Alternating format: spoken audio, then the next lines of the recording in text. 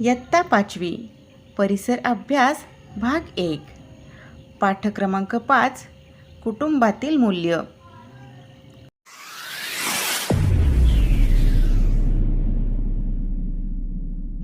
आपण आपल्या कुटुंबात राहतो, म्हणजे आपल्या कुटुंबामध्ये आपले आई वडील, आपण, आपले काका काकू, आजी आजोबा, आत्या यांचा समावेश होतो. कुटुंबामध्ये आपण एकमेकाची काळजी घेतो. आई वडील आपल्याला लहानाचे मोठे करतात, आपली काळजी घेतात. कुटुंबात आपल्याला सर्व प्रकारची सुरक्षितता मिळते. आपली अन्न, वस्त्र आणि निवारा यांची गरज कुटुंबात पूर्ण होते. कुटुंबातील इतर व्यक्तीही आपला सांभाळ करतात. कुटुंबातील प्रत्येक व्यक्तींमध्ये जिव्हाळा असतो. प्रेम आणि आपुलकीमुळे आपल्याला कुटुंबात राहायला आवडते. अडीअडचणीच्या काळात सर्वजण एकमेकांना मदत करतात. आजारी पडू नये म्हणून काळजी घेतात. आजारपणात आपले आई वडील, आजी आजोबा आपली देखभाल करतात. मुलांनो, या सर्व गोष्टी तुम्ही इयत्ता 3री आणि इयत्ता 4थीमध्ये शिकला आहात. आता आपण कुटुंबातील मूल्यांविषयी जाणून घेऊयात. सांगा पाहू, तुमच्या कुटुंबात सहलीला जाण्याचा निर्णय कसा घेतात? कुटुंबातील सर्व व्यक्तींचे मत जाणून घेऊन मगच सहलीचा निर्णय घेतला जातो. छान. तुम्ही सहलीला जाण्याचे ठिकाण सुचवता का? हो, सहलीला जाण्यासाठी कुटुंबातील प्रत्येकाचे मत विचारात घेतले जाते. खूप छान. सुट्टीत कोणत्या पाहुण्यांना बोलवायचे याबाबत तुम्ही सांगता का? सुट्टीत कोणत्या पाहुण्यांना बोलवायचे ते मीही सांगते, आणि कुटुंबातील इतर सदस्यही त्यांच्या आवडीनुसार कोणत्या पाहुण्याला बोलवायचे ते सांगतात. छान. कुटुंबातील सण समारंभांच्या तयारीत तुम्ही कोणती मदत करता? कुटुंबातील सण समारंभात मी कुटुंबातील प्रत्येकाची मदत करते. कुटुंबातील मोठ्या व्यक्तींनी मला सांगितलेली मी सर्व कामे करते. खूप छान. निर्णय घेण्यात सहभाग. कुटुंबात आपण सर्वजण एकत्र राहतो. प्रत्येकाच्या आवडीनिवडी वेगवेगळ्या असतात. विचार आणि मतभेदही भिन्न असू शकतात. आपणही इतरांपेक्षा वेगळे असतो. असे असले तरी अनेक बाबतीत आपले विचार आणि मते इतरांशी जुळू शकतात. आपल्याला एकमेकांविषयी प्रेम आणि आपुलकी असते. आपण परस्परांची काळजी घेतो, विचारपूस करतो. घरातील कोणतीही गोष्ट ठरवताना एकमेकांना विचारतो. परस्परांशी बोलून सर्वांना पटतील असे निर्णय घेतो. अशा पद्धतीने आपण सर्वजण कुटुंबातील निर्णय घेण्यास सहभागी होतो. निर्णय घेण्यात सहभागी होता आल्याने काय होते? आपल्याला काय वाटते हे सांगण्याची प्रत्येकाला संधी मिळते. एकमेकांना विचारून निर्णय घेतल्याने त्या विषयावर चर्चा होऊन सर्व बाजू समजतात. घरात आपल्या मताला महत्त्व दिले जात आहे हे पाहून आपल्याला कुटुंबाबद्दल अधिक जवळीक वाटू लागते. आपल्या कुटुंबातील काही निर्णयात जसा आपला सहभाग असतो तसाच तो आपल्या सार्वजनिक प्रश्नांबाबतही असतो. वृत्तपत्रात आपण लोकसहभागाच्या काही बातम्या वाचतो. अशा काही प्रातिनिधिक बातम्यांचा सारांश इथे दिला आहे. त्यातील सार्वजनिक प्रश्न कोणता आणि त्यासाठी लोकांचा सहभाग कसा घेतला पाहिजे याची वर्गात चर्चा करा. आपल्या परिसरात अनेक छोटे छोटे बदल व्हावेत असे आपल्याला वाटत असते. परिसरातील बदलांविषयीचे निर्णय सर्वांनी मिळून घेणे हिताचे असते. आपण निवडून दिलेले सरकार सार्वजनिक प्रश्नांबाबत निर्णय घेते. सरकारने घेतलेला एखादा निर्णय अयोग्य वाटल्यास त्याबाबत आपण आपले मत नोंदवू शकतो. अशा प्रकारे निर्णय प्रक्रियेत आपण सहभागी होऊ शकतो. विचार करा. कुटुंबातल्या निर्णयात अवश्य सहभागी व्हा. केवळ इतरांचे म्हणणे ऐकून आपले मत बनवू नका. आपल्याला जे म्हणायचे आहे त्यावर आपले मत मांडा. सांगा पाहू. मुलांनो, इथे एक प्रसंग दिला आहे. तो प्रसंग काळजीपूर्वक वाचा. त्यातील कोणाचे वागणे प्रामाणिकपणाचे आहे ते सांगा. प्रसंग आहे क्रमांक 1. आफरीनने मीनूकडे पेन्सिल मागितली. लिहून झाल्यावर तिने पेन्सिल परत केली. क्रमांक 2. शमा सायकलवरून पडली. आईला सांगताना मात्र तिने नेहाने मला पाडले म्हणून मी पडले असे सांगितले. आणि क्रमांक 3. रिक्षात सापडलेली पिशवी मेरीने जवळच्या पोलीस चौकीत जमा केली. मुलांनो, हे 3ही प्रसंग वाचल्यावर आपल्या लक्षात येईल. क्रमांक 1च्या प्रसंगामध्ये मीनू प्रामाणिक दाखवली आहे. मीनूने पेन्सिल घेतली आणि लिहून झाल्यावर परत आफरीनकडे दिली. आणि क्रमांक 3च्या प्रसंगामध्ये रिक्षात सापडलेली पिशवी मेरीने जवळच्या पोलीस चौकीत जमा केली. हा देखील तिचा प्रामाणिकपणा आहे. मात्र क्रमांक 2च्या प्रसंगामध्ये शमा आईला खोटं बोलते. नेहाने मला पाडले असे ती आईला खोटे सांगते. वास्तविक पाहता ती सायकलवरून पडलेली असते. शमाचे वागणे हे प्रामाणिक नसून ती अप्रामाणिक आहे.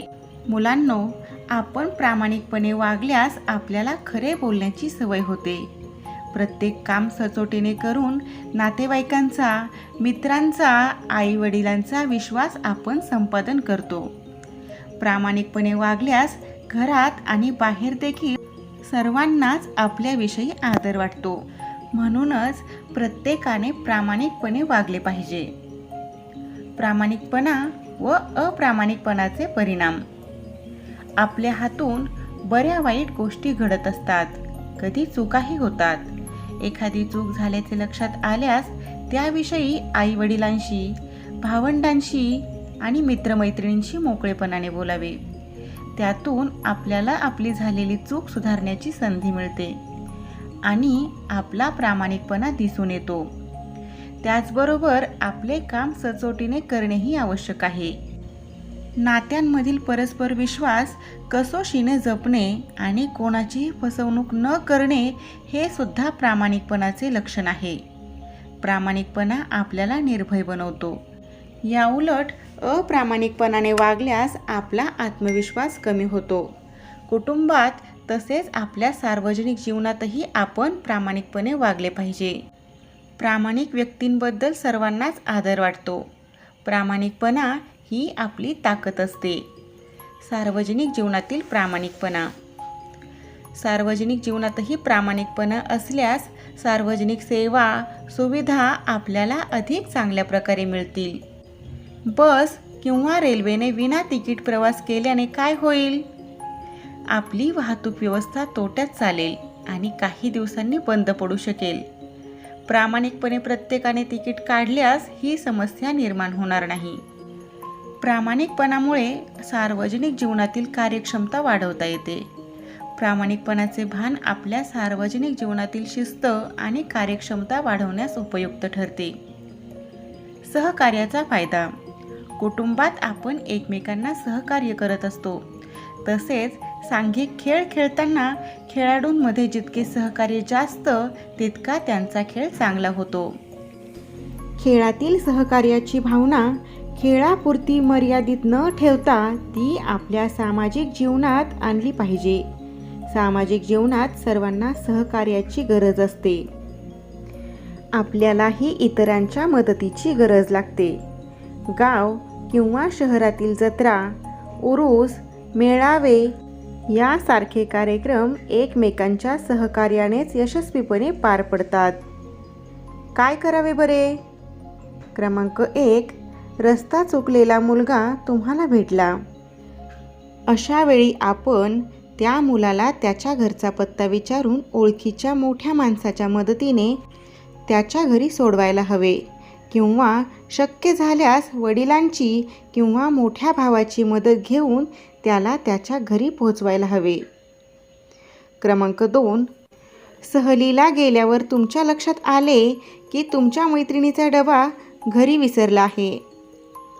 मुलांनो, अशा वेळी आपण सर्वजण मित्रमैत्रिणी आहोत या भावनेने आपल्या डब्यातील पदार्थ तिलाही द्यावेत.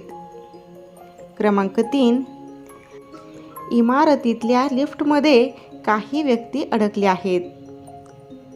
अशा वेळी इमारतीच्या वॉचमनला सांगून लिफ्टमध्ये अडकलेल्या व्यक्तींची सुटका करायला हवी. ते शक्य झाले नाही तर लिफ्टमध्ये असलेल्या आपत्कालीन मदतीसाठीच्या फोन क्रमांकावर फोन करून लिफ्ट कंपनीच्या लोकांना बोलावून घेऊन त्यांची सुटका करायला हवी. वाचा व चर्चा करा. मुलांनो, खालील संवाद वाचा आणि त्यातील वादाचा मुद्दा कोणता आहे, तो कसा सोडवला गेला पाहिजे याविषयीची चर्चा करा. या चित्रातील हा मुलगा म्हणत आहे, आपले शिक्षक आपल्याला किल्ला दाखवायला नेणार आहेत. खूप मजा येईल. पण आपल्या गटात सविता आणि समीरला मात्र घ्यायचं नाही हं. सविता खूप बडबडते तर समीर सारख्या खोड्या काढतो. त्यावर ही मुलगी म्हणते, बोला. म्हणून काय झालं? सविता गाणं छान म्हणते. समीर चांगले विनोद सांगतो. आपण त्यांच्याशी बोलूया. ते आपलं ऐकतील. आपण त्यांना वगळायचं नाही. यावर त्यांची एक मैत्रीण म्हणते, खरंच की, माझ्या लक्षातच नाही आलं. आपण सगळे मिळून सहलीची तयारी करू. यावर दुसरी मैत्रीण म्हणते, हो, गायत्री म्हणते ते बरोबर आहे. सविताकडून आपण नवीन गाणं शिकू. समीरकडून आपण छान छान विनोद ऐकू. मुलांनो, या मुलांमधील कोणी बोललेला संवाद हा वादाचा मुद्दा वाटतो? तो मुद्दा तुम्ही कशा प्रकारे सोडवाल याची तुमच्या वर्गामध्ये चर्चा करा. सहिष्णू वृत्ती. आपणा सर्वांमध्ये काही गुणदोष असतात. पालकांच्या, मित्रमैत्रिणींच्या मदतीने आपल्यातील दोष दूर करता येतात. एकमेकांचे विचार प्रत्येक वेळी एकमेकांना पटतीलच असे नाही. आपल्या मित्रमैत्रिणींमध्ये कधी कधी मतभेद होतात. अशा वेळी आपलेच म्हणणे खरे आहे असे न मानता इतरांचे म्हणणेही समजून घेतले पाहिजे. प्रसंगी दुसऱ्याचेही ऐकले पाहिजे. यातून सहिष्णुतेची भावना निर्माण होते आणि तिची जोपासना करता येते.